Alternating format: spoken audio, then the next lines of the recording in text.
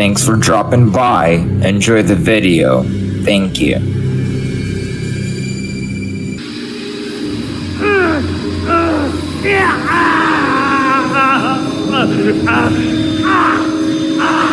Guess what? If Waylon's grunts aren't throwing you off, then you're not paying attention because right off the bat, you should be wondering if you may have heard this voice before.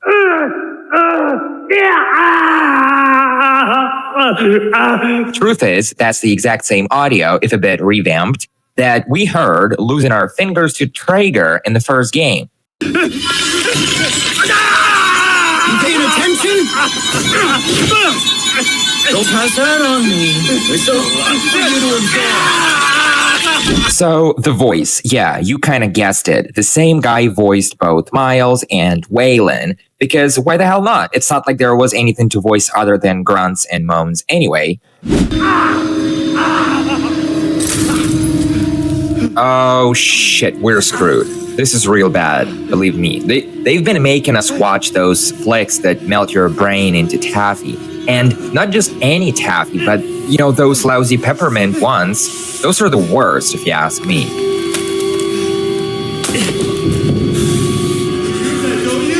You're what? Oh man, don't look back. Don't look back!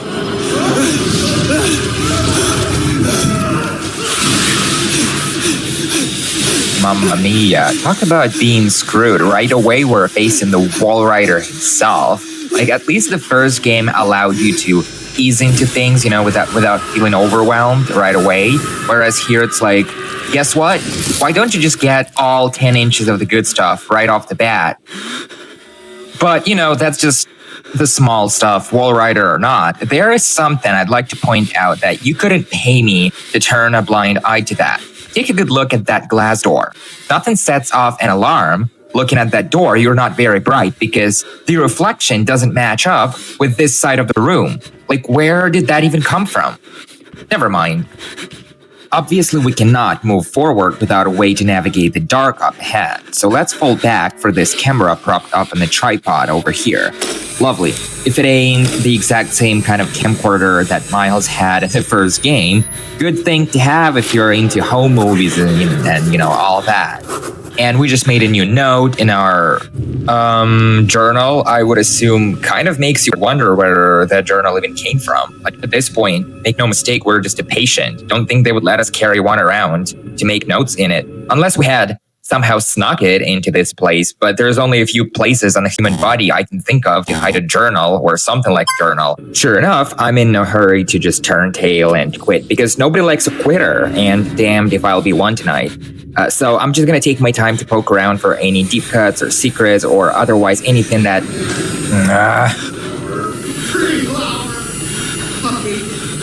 All over the glass.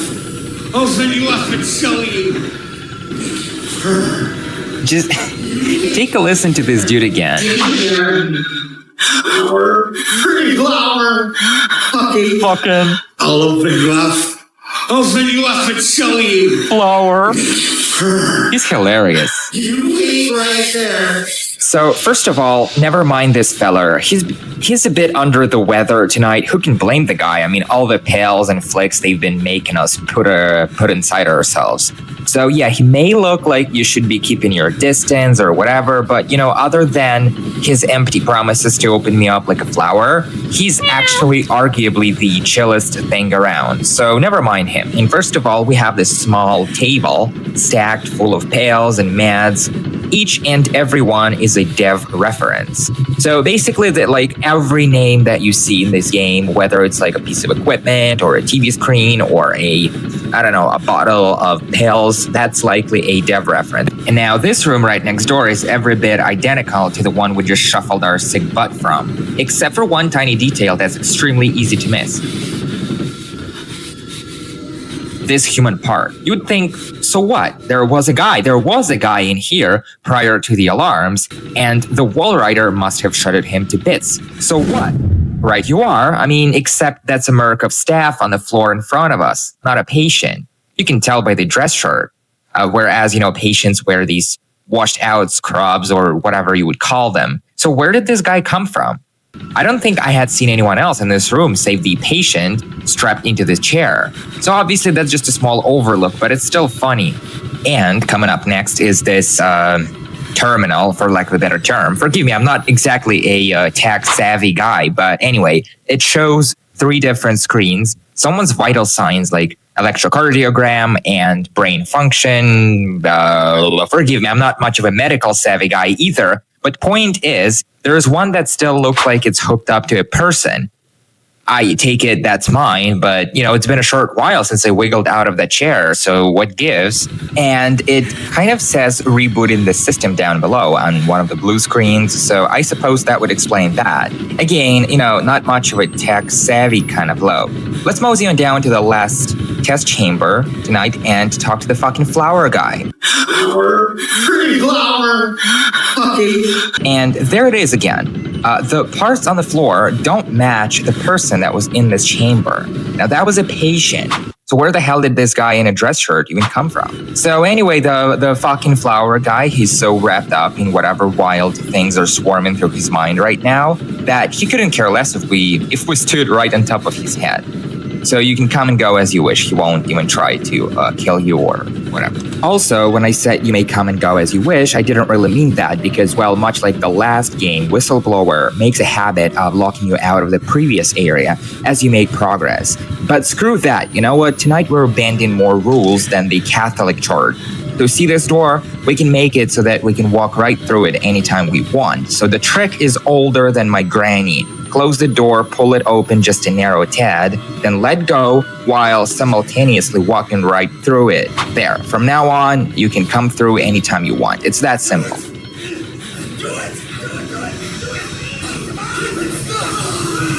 Now, I'll be honest, this is straight up uninviting.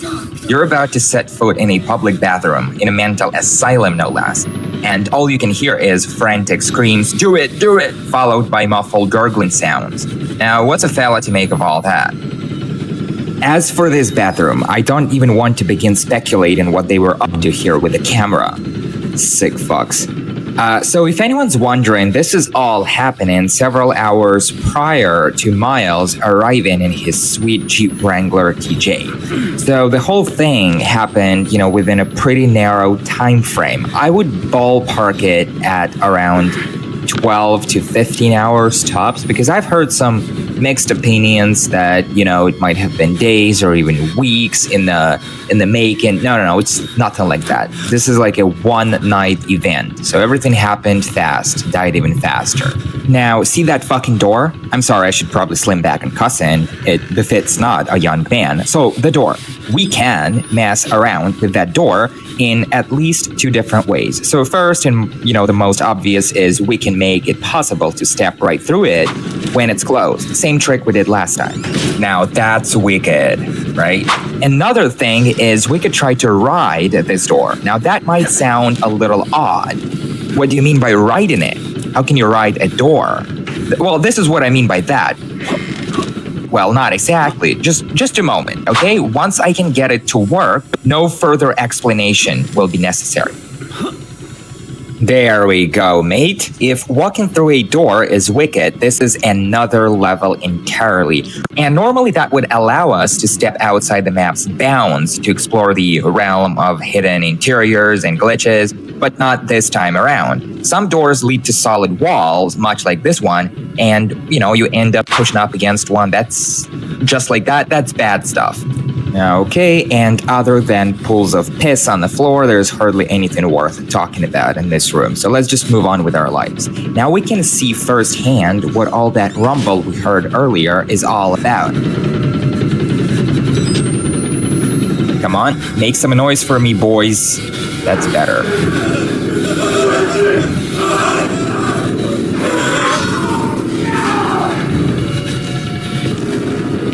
Hello. No service. Come in. Alright, I'm coming in. But just in case, boys, the safe word is flower. See that douche over there? Same face as the flower guy. Flower. Pretty flower. Okay. I'll open you up. Open you up and show you. Oh, I just can't wait to throw in with this crew. If anyone here, they sure look like they know how to rave. Right, fellas? Right? By the way, I'm Waylon Flower, but you guys can just call me fucking. That's alright. And, just like that, the party won't resume until the guest of honor has joined. That's me, by the way, the guest of honor. So they'll just stand there completely still while the world spins around. Meanwhile, I would like to fall back and a little bit, just a little, and check out these oxygen tanks. Are they? Well, I guess right now you guys might be wondering, like, what the heck is up with those? I don't know. That's the goddamn thing. It takes curiosity to figure out new things, you know? Yeah, there's absolutely nothing to be said about these tanks, except the labels say caution. That would be Scheiße in German, or how do you say caution in German? Achtung, there we go. So this screen also is a complete Achtung. If you ask me, it shows someone's EKG, but there's no one hooked up to anything, so what the hell? Okay, moving on. See this ugly, crooked mug on the wall? Well, that's Father Clark. Now, never mind looking for him. The guy bit the dust years ago, at least hopefully. But anyway, the guy used to give sermons to the patients at Mount Massive back when this place was run by MK Ultra, like way before all of this ugly business. So we'll find a document referencing this guy at one point further on. By the way, when I said MK Ultra, I meant like that would have been in the 50s or 60s, so like forever ago, basically. But this guy is probably dead. Okay, well, I'm kind of dragging feet here, not on purpose, mind you. Last but not least, there's this fire extinguisher that was made, hold your breath, in Canada. Like, you would be hard-pressed to beat this shit, bros. Canadian extinguisher are far and few between these days, or are few and far between these days, whatever. And once we pop around the next corner, this will happen. Bro's like, fuck it, I'm out of here. That's your wake-up call. Start running like we've got 2 freaking seconds to get to the bathroom before we blow our bottom out. Now run! Also, by the way, normally this door should have been locked tight by now, and I'd be hiding in the bathroom next door. But because I did the trick with the door earlier, I can now rush inside here to try and shake the pursued. So this isn't exactly what you would be doing normally unless you're utilizing the in-game tricks and glitches. So the only reason I'm doing it is because I like to show off. So yeah, this is actually, just run. Let's just run inside that bathroom. That's it, I'm done showing off.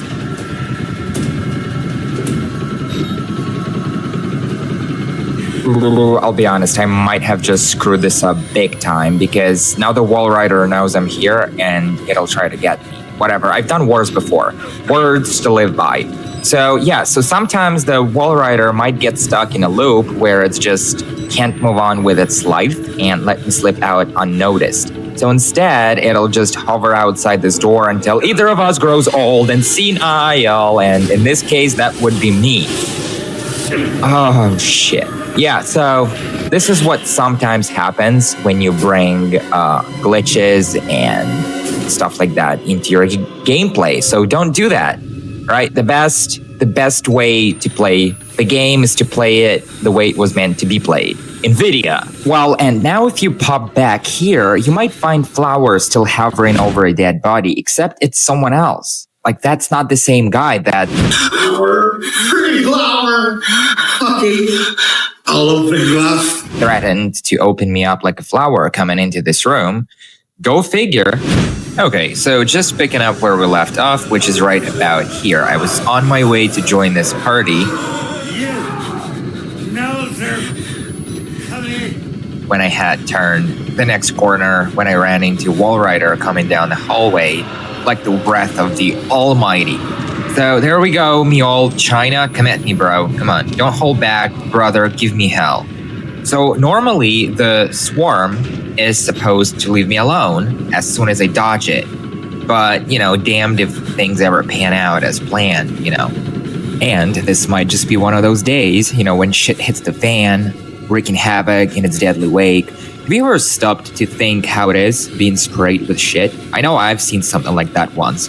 We were kids messing around with, you know, firecrackers, and one of the kids stuck one in a pile of dog shit. Was just starting to wonder if it might have misfired and, you know, stepped closer for a look. Damn, it set off in his face, you know, splattering his mug with flecks of poop. So where is... Oh. Yeah, so I'd take dog poop blowing up into my face right now over this, honestly. Like seriously though, either I'm getting something outright wrong about this entire encounter, or the game is playing its tricks on me. Take your pick.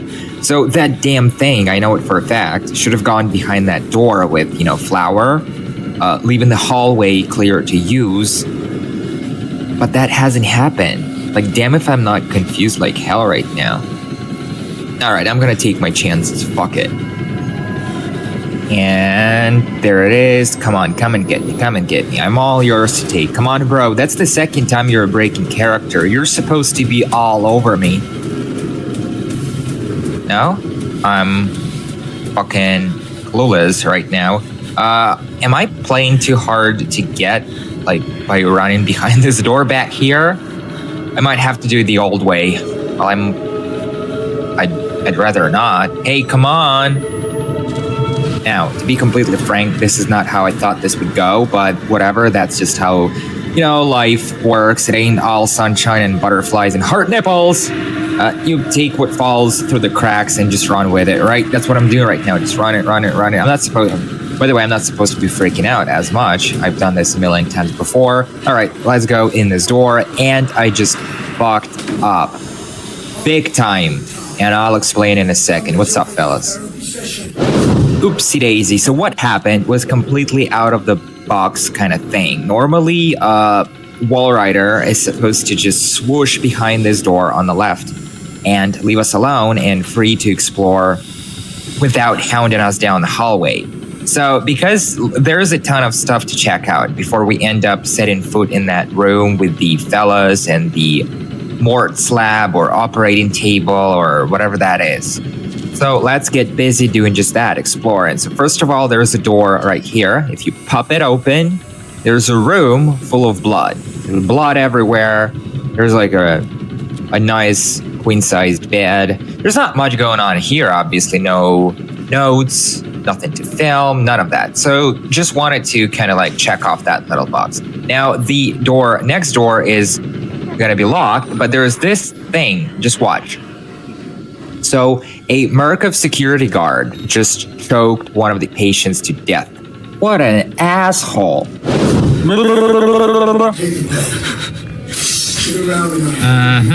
Yep. Get a little rhythm now. Fucking bitch. It's always healthy to express yourself. You keep it bottled up too long and you might do something you regret. No, take your goddamn blade, slide it down your butt crack. I'm not carving this guy up. Too good for the likes of us. Oh my god, get a grip. No observers here. Jesus, what a drama queen. Before I change my mind. Well, you motherfuckers kind of give me the all-time high heebie-jeebies. Wait, I know you. You've committed crimes against Skyrim and her people. Actually, I'll be damned if it's not Flower.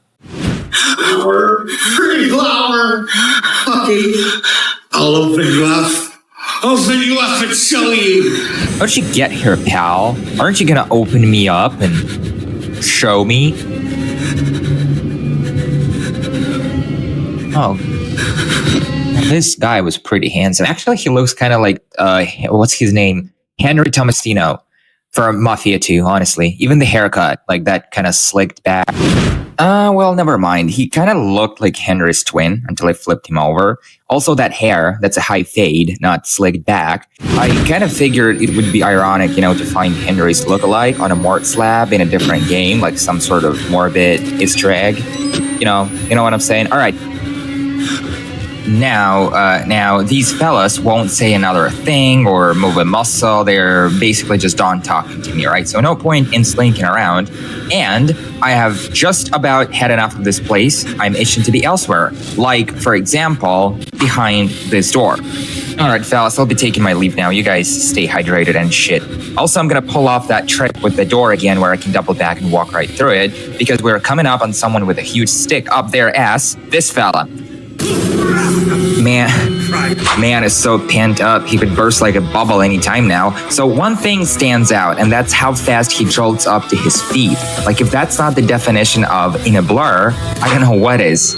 So the thing is, we're not supposed to be here while that guy is out to get us. By the point we run into him, this area should have been off limits, the door being locked and all that. But because I worked some razzle-dazzle on that door, I can take cover, and so much for taking cover. This guy must have a real good gut feeling for where I am. Also, how did he know I was behind those tanks right away? At this point, shaking this fella might be a little tricky.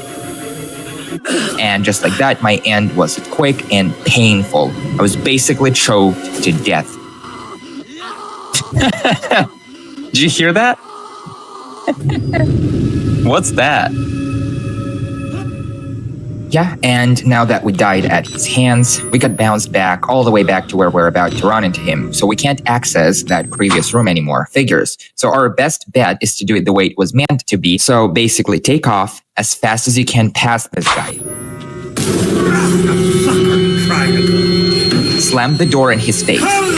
Skirt around here to get to the door on the far side. Now hit the brakes there for a second, buddy. Now, we're going behind this door, yes, but we want to do it in a way that would allow us not only to lose pursuit, but also access this room again. So if you simply set foot inside that next room and slam the door, that's it for any chance to explore this whole area. You'll be locked out of here, trust and believe me when I say this. So we don't want that to happen. So instead, I'm just going to do the exact same door trick I've been doing this entire time. There.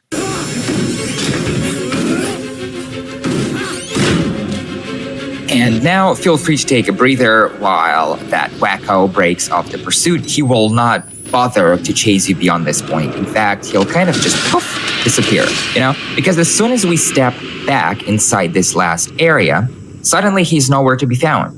And there's a few things totally worth going to this length to check them out. So first and foremost, there seems to be a bit of a tussle taking place over here. Or, well, not really so much a tussle as just one fella clobbering another one while they kind of cry for help on the ground. Also, this door is going to be all beat up. Figures that, after all, that guy was kind of trying to bash it down to get me. Now we're back in this hallway. Obviously, there's really not a whole lot going on here. It's just a bit of a hallway. But look, back here, there's this fella slinking back and forth, kind of like behind that door, the boarded up door. Just a cool little detail. There's this photograph of Mount Massive, like way before Markov reopened it years ago. Now, if we double back, these guys are still going to be at it, like totally at it. It's kind of like a scripted thing that keeps going on and on, right? There's no breaking it off or anything.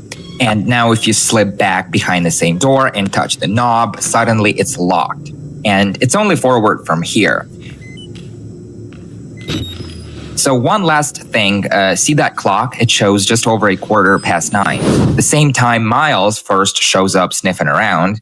Obviously that's incorrect because the whole incident hasn't been in the making since, 10 minutes ago?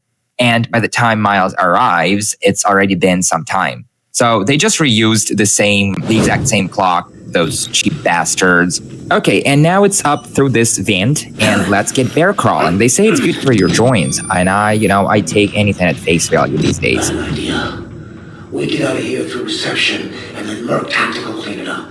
If they get here in time, we need help now. If we get them on the radio, the National Guard could be here within... We don't even know the radio works. It's shortwave. If the prison's got electricity, they've got signal, and the lights are on. Murkoff has it under control. Yeah, I noticed. We need to get to that radio. Outside help doesn't come without outside attention. You want responsibility for every legally shaky thing you did on the Murkoff Company payroll? I know I don't. It's too late to worry about that. This just has to stop. You're scared. You're not thinking straight. Let me make something clear. You try to radio outside for help. I'm gonna give you a whole new something to be scared of. Are you threatening me? Yes. So make sure to film this whole exchange to unlock a new note. We'll read that note in just a moment. Let me just get out of this event first. So that heated debate, to put it mildly, kind of paints a pretty grim picture for this place. I mean, things are out of whack and everything is falling apart while you blink. Meanwhile, all the corporate lapdogs care about is keeping their secret under wraps. To think I even bothered to feel sorry for these guys, man. And if this guy shriveled up against the wall over here gives you the chills, he's only doing his job, and he's doing it pretty well. But really, never mind him, he's kind of harmless. I know the whole thing is supposed to feel like you're kind of trapped, right? And trapped in here with that guy, but really, he's harmless. In fact, he won't even stand up to walk around until we try to shift this tool cabinet to unblock the door. But even then, he will remain kind of friendly, or at least as friendly as they get around these parts these days. Yeah, so if anything, that's just a bit of a jump scare to make you all stretch like a wire, while you move that weight. Because, it feels that way. It makes you feel that way. Oh, I gotta move this weight real quick before this guy gets me. But really, he's kind of harmless. Also, I'll grant him that those grunts kind of add tension, like he's about to snap any moment. Bob. But really, he's as harmless as they get. Okay, moving on. There is a mess of books over here. We've seen those before. They are the same titles we've seen. You're still there? Yeah, he's still there. Sorry, I just can't get over how good this guy is. God, I can't even speak today. So let's take a look at these books real quick. Now, these books obviously date back all the way back to the first game. This is where we first saw them. Anyone ever wonder what these books are supposed to reference? Skinner and Beyond. Yeah, I'm telling you right now, they are not real titles. Believe me, I did my research. But it feels like a little nod to the real-life psychologist, B.F. Skinner. Conditioning, rats in boxes, the whole deal. Because nothing says welcome to a mental hospital like a bookshelf full of psychology deep cuts, right? But wait, it gets even better. There's more where that came from. We have some notes in what appears to be French. See this note? It's in French. And when translated, it's just pure nonsense. So it goes something like this. Hello, how are you? I will surely go take some stuff for other things. So I wish you stuff and elements. Ciao. So obviously, this is just a playful nod towards the developers of the game, which are French Canadians. Pretty awesome, right? And there's more stuff in French lying around, but it's so illegible and foggy, I couldn't even make it out enough to put it through a translator. But these are just Easter egg, for lack of a better term. Yeah, so French, lots of stuff in French. Nice. And fellas, I'll be taking a breather in just a moment. I wish you all an awesome day, or weekend, or Friday night, whichever works for you.